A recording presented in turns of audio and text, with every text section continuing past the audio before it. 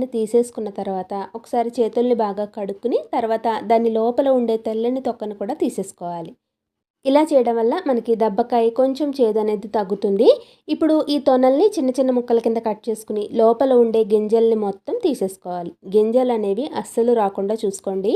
ఇప్పుడు ఒక గిన్నెలోకి కట్ చేసి పెట్టుకున్న దబ్బకాయ ముక్కల్ని వేసుకుని సగానికి పైగా నీళ్ళని పోసుకున్నాక కొద్దిగా పసుపుని, కారానికి తగినట్లుగా పచ్చిమిర్చిని ఇలా పొడవుగా కట్ చేసుకుని వేసుకోవాలి. నేనైతే ఇక్కడ ఒక 15 పచ్చిమిర్చిని వేసుకున్నాను.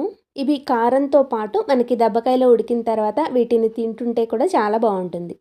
అలాగే రుచికి సరిపడా ఉప్పుని వేసుకుని మధ్య మధ్యలో కలుపుకుంటూ మీడియం ఫ్లేమ్ మీద ఉడికించుకోవాలి. మనం పోసుకున్న నీళ్ళు అనేవి సగం వరకు మరిగిపోయి ఉండాలి. ఇలా మరిగిన తర్వాత దీంట్లోకి ఆవాలు, ఎండుమిర్చి, కరివేపాకు, ఇంగువ వేసుకున్న పోపుని వేసుకుని మనం ముందుగా వేయించి పెట్టుకున్న ఎండుమిరపకాయలు కారం ఉంది కదా, అది చల్లారిన తర్వాత మిక్సీ జార్లో వేసుకుని గ్రైండ్ చేసుకుని